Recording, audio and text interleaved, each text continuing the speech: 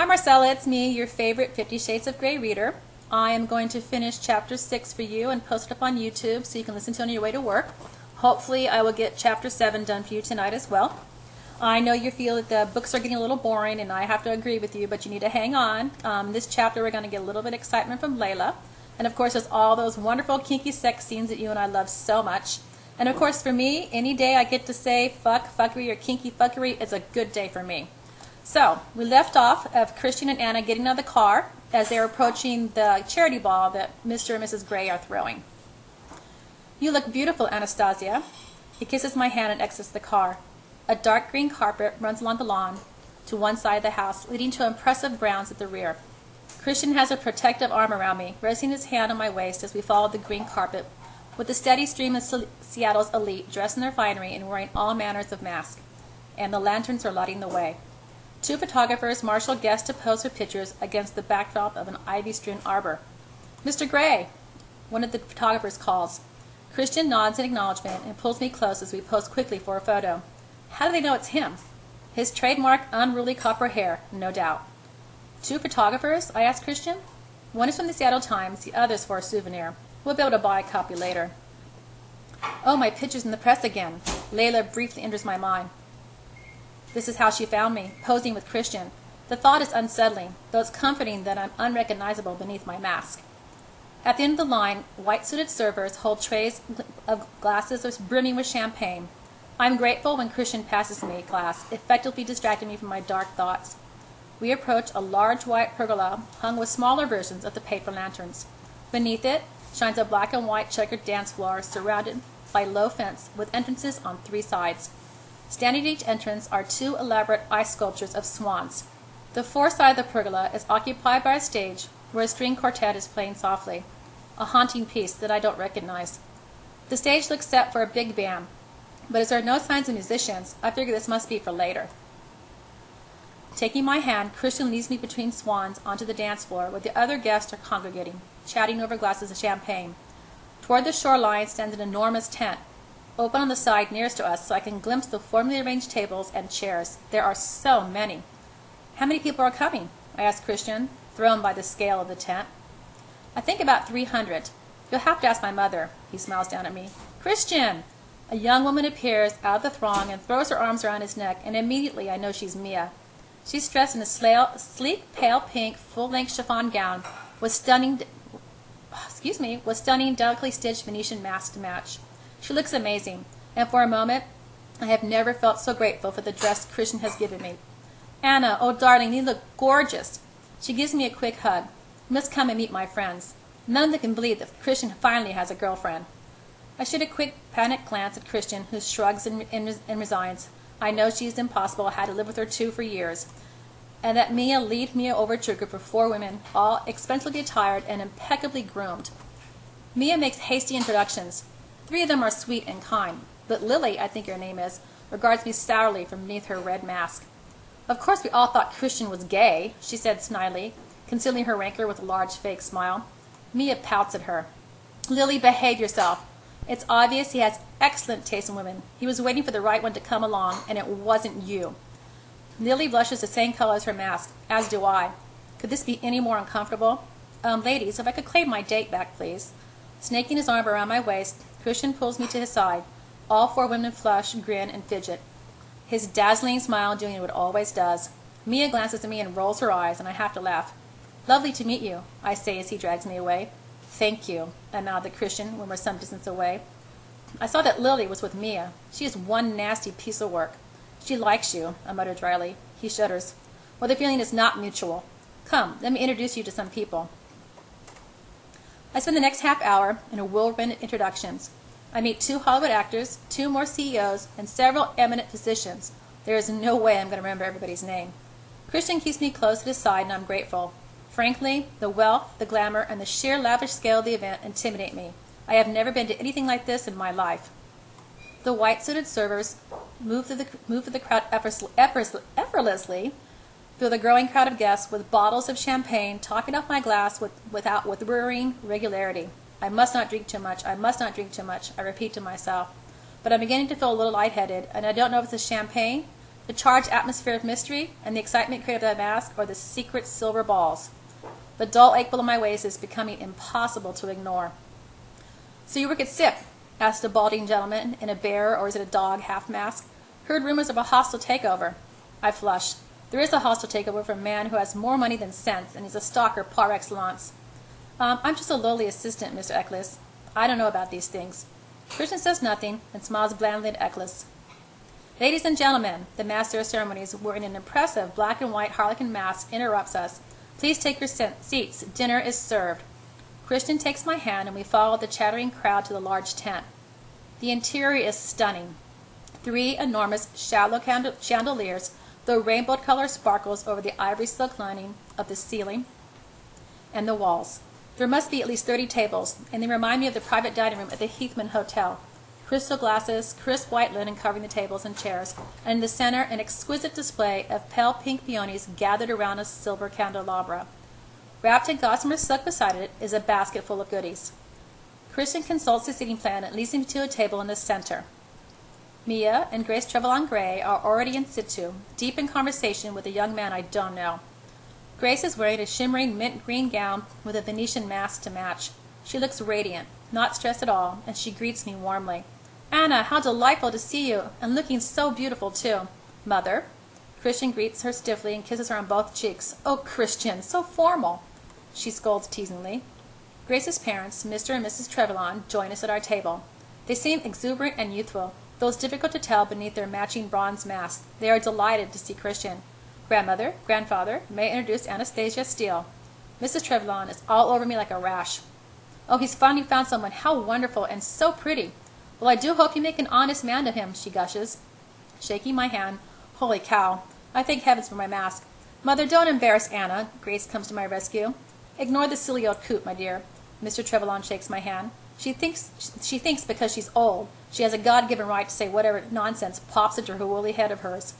Anna, this is my date, Sean. Mia shyly introduces her man.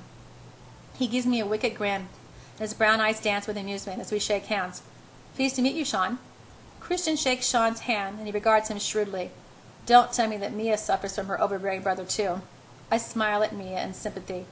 Lance and Janine, Grace's friends, are the last couple at our table, but there's still no sign of Mr. Carrick Gray. Abruptly, there's a hiss in the microphone, and Mr. Gray's voice booms over the PA system, causing the babble of voices to die down. Carrick stands on the small stage at one end of the tent, wearing an impressive gold punchinello mask. Welcome, ladies and gentlemen, to our annual charity ball. I hope that you enjoy what we have laid out for you tonight, and that you'll dig deep into your pockets to support the fantastic work that our team does with Coping Together. As you know, it's a cause that is very close to my wife's heart, and mine.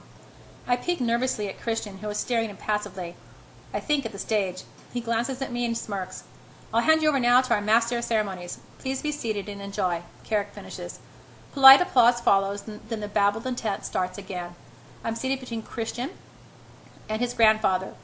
I admire the small white place card with fine silver calligraphy that bears my name, as the waiter lights the candelabra with a long taper. Carrick joins us, kissing me on both cheeks, surprising me. Good to see you again, Anna, he murmurs. He really looks very striking in his extraordinary gold mask.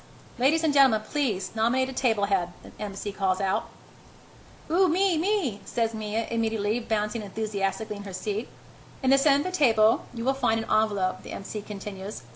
Would everyone find, beg, borrow, steal a bill of the highest denomination you can manage, write your name on it, and place it inside the envelope. Table heads, please guard these envelopes carefully. We will need them later. Crap. I haven't brought any money with me. How stupid. It's a charity event. Fishing out of his wallet, Christian produces 2 $100 bills. Here, he says. What? I'll pay you back, I whisper. His mouth twists, and I know he's not happy, but he doesn't comment. I sign my name using his fountain pen. It's black with a white flower motif on the cap, and Mia passes the envelope around. In front of me, I find another card inscribed with silver calligraphy, our menu, a mass ball in aid of Coping Together. I'll spare you reading of the menu. It's rather long, just a lot of French food with a lot of French wine. And they're having duck. Well, that accounts for the number of crystal glasses in every size that crowd my place setting. Our waiter is back offering wine and water. Behind me, the sides of the tent through which we entered are being closed. while at the front, two servers pull back the canvas, revealing the sunset over Seattle and Miden Bar Bay. It's absolutely breathtaking. The twinkling lights of Seattle in the distance, and the orange, dusky calm of the bay reflecting the opal sky. Wow, it is so calm and peaceful. 10 servers, each holding a plate, come to stand between us. On a silent cue, they serve us our starters in complete synchronization, then vanish again. The salmon looks delicious, and I realize I am famished. Hungry? Christian murmurs, so only I can hear. I know he's not referring to the food, and my muscles deep in my belly respond. Very, I whisper. Boldly meeting his gaze, Christian's lips part as he inhales. Ha! See, two can play at this game. Christian's grandfather engages me in conversation immediately. He's a wonderful old man, so proud of his daughter and 3 grandchildren. It's weird to think of Christian as a child. The memory of his burn scars come unbidden to my mind, but I quash it. I don't want to think about that now, though ironically, it's the reason that we're here. I wish Kate were here, with Elliot. She would fit in so well. The sheer number of forks and knives laid out before her wouldn't daunt Kate, and she would command the table. I imagine her duking out with Mia over who should be table head. The thought makes me smile. The conversation at the table ebbs and flows. Mia is entertaining as usual, and quite eclipses poor Sean, who mostly stays quiet like me. Christian's grandmother is the most vocal. She too has a biting sense of humor, usually at the expense of her husband. I begin to feel a little sorry for Mr. Trevelyan. Christian and Lance talk about a device Christian's company is developing, inspired by Evolf Schumacher's smallest beautiful principle. It is hard to keep up. Christian seems intent on empowering impoverished communities all over the world with wind-up technology devices that need no electricity or batteries and minimal maintenance. Watching him in full flow is astonishing. He's passionate and committed to improving the lives of those less fortunate. Through his telecommunications company, he's intent on being first to market with the wind-up mobile phone. Whoa, I had no idea. I knew about his passion about feeding the world, but this? Lance seems unable to comprehend Christian's plan to give the technology away and not patent it. I wonder vaguely how Christian made all his money if he's so willing to give it all away. Throughout dinner, a steady stream of men in smartly tailored dinner jackets and dark masks stop by the table, keen to meet Christian, shake his hand, and exchange pleasantries. He introduces me to some, but not the others. I'm intrigued to know how he makes the distinction. During one such conversation, Mia leans across and smiles. Anna, will you help me in the auction? Of course, I respond only too willingly. By the time dessert is served, night has fallen, and I'm really uncomfortable. I need to get rid of the balls. Before I can excuse myself, the master of ceremonies appears at our table, and with him, if not mistaken, is Miss European Pigtails. What's her name? Hansel, Gretel, Gretchen. She's masked, of course, but I know it's her when her gaze doesn't move beyond Christian. She blushes, and selfishly, I'm beyond pleased that Christian doesn't acknowledge her at all. The MC asks for our envelope, and with a very practiced and eloquent flourish, asks Grace to pull out the winning bill. It's Sean's, and the silk-wrapped basket is awarded to him. I applaud politely, but I'm finding it impossible to concentrate on any more of the proceedings. If you'll excuse me, I murmur to Christian. He looks at me intently. Do you need the powder room? I nod. I'll show you, he says darkly. When I stand, all the men around the table stand with me. Oh, such manners. No, Christian. You're not taking Anna. I will. Mia's on her feet before Christian can protest. His jaw tenses. I know he's not pleased. Quite frankly, neither am I. I have needs. I shrug apologetically at him. He sits down, resigned. On our return, I feel a little better. The relief of removing the balls has not been as instantaneous as I had hoped. They are now stashed away safely in my clutch purse. Why did I think I could last the whole evening? I'm still yearning. Perhaps I can persuade Christian to take me to the boathouse later. I flush at the thought and glance at him as I take my seat. He stares at me, the ghost of a smile crossing his lips. Phew, he's no longer mad at me.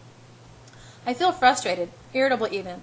Christian squeezes my hand, and we both listen attentively to Carrick, who is back on stage, talking about coping together. Christian passes me another card and a list of the auction prizes. I scan them quickly. Auction gifts and gracious donors for coping together. Signed baseball bat from the Mariners, donated by Dr. Emily Main Warning. A Gucci purse, wallet, and key ring. Andrea Washington. One-day voucher for 2 at Esclava Bravern Center. Elena Lincoln. Landscape and Design by Gia Mateo. Coco de Merrick Hofrat and Perfume Beauty Selection, donated by Elizabeth Austin. a Venetian mirror, Mr. and Mrs. J. Bailey, 2 cases of wine from the Albon Estates, 2 VIP tickets for a concert, a race day at Daytona, a Pride and Prejudice first edition, drive in Aston Martin for a day,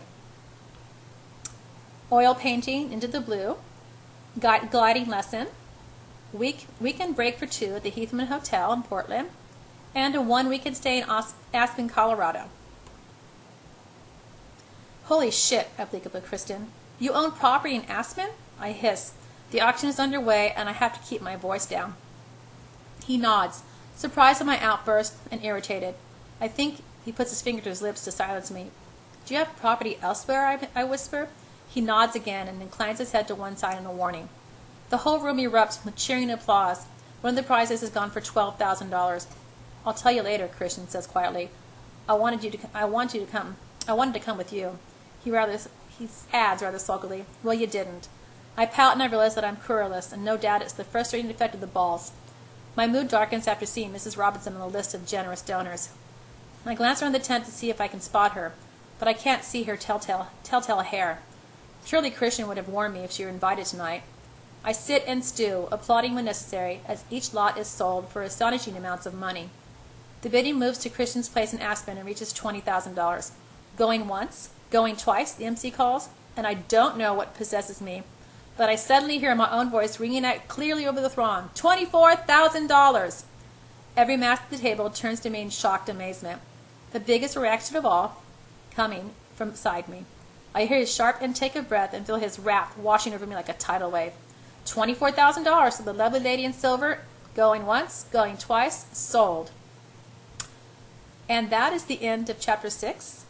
Obviously, it was not as long as I thought it was. I'll post this up on YouTube, and then I'll continue reading chapter 7.